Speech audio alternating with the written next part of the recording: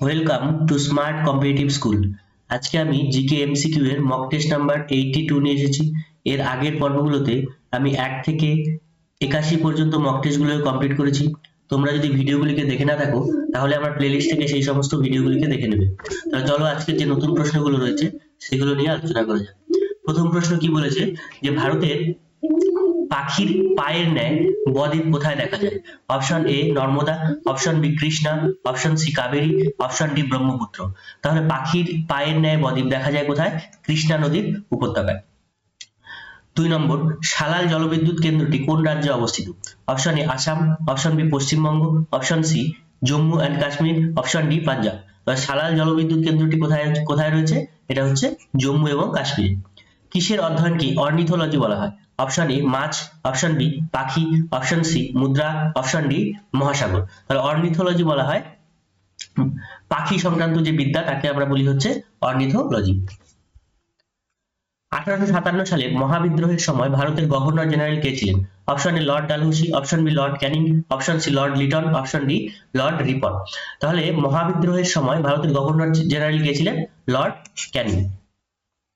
Vasco da Gama ভারতীয় একটি নতুন পথ খুঁজে বের করেন যেটি 1498 সালে পৌঁছান। মানে ভাস্কো দা গামা প্রথম যে একটা পথ তৈরি করেছিলেন সেটা 1498 সালে তিনি ভারতবর্ষে পৌঁছান, কিন্তু সেটা কোন রাজ্যে পৌঁছান সেটা আমাদেরকে বলতে হবে।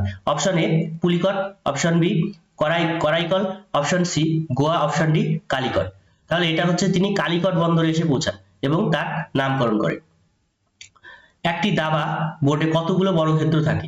Option A 65, option B 62, option C 64, option D 99। তাহলে দাবা বোর্ডের মধ্যে কতগুলো বর্গক্ষেত্র থাকছে? সেটা হচ্ছে 64টি। আচ্ছা, দাবার আবিষ্কার কোথায়? এই খেলাটা কোথায় আবিষ্কৃত হয় সেটা তোমরা কমেন্ট বক্সে কমেন্ট করে জানাবে। পশ্চিমবঙ্গের কোন জেলায় সর্বাধিক তামাক উৎপন্ন হয়? Option A Birbhum, option B Bardhaman, option C Cooch Behar, option D Uttar 24 Pargana. তাহলে কোন জেলায় সবচেয়ে বেশি তামাক উৎপন্ন হয়? সেটা হচ্ছে কোচবিহার। আচ্ছা, কোচবিহারের একটা নদীর নাম তোমরা কমেন্ট বক্সে কমেন্ট করে জানাবে। নিম্নলিখিত কোনটি জর্ডনের রাজধানী? Option A Havana, option B Amman, option C Lagos, option D Oslo. তাহলে জর্ডনের রাজধানী কোনটি? সেটা হচ্ছে আম্মান। আচ্ছা, হাভানা কোন দেশের রাজধানী সেটাও তোমরা কমেন্ট বক্সে কমেন্ট করে জানাবে। আড়াই দিন কা ঝোপড়া কোথায় অবস্থিত? Option A Bodh Gaya, option B Ajmer, option C Nawabganj, option D Kanpur. তাহলে আড়াই দিন কা ঝোপড়া অবস্থিত আজমির। নীল নদ কোন সাগরে পতিত হয়েছে?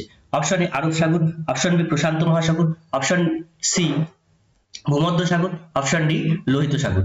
তাহলে নীল নদ কোথায় কোন সাগরে পতিত হয়েছে? সেটা হলো ভূমধ্য সাগরে। তোমরা 10 এর মধ্যে কে কত পেলে অবশ্যই কমেন্ট বক্সে কমেন্ট করে জানাও।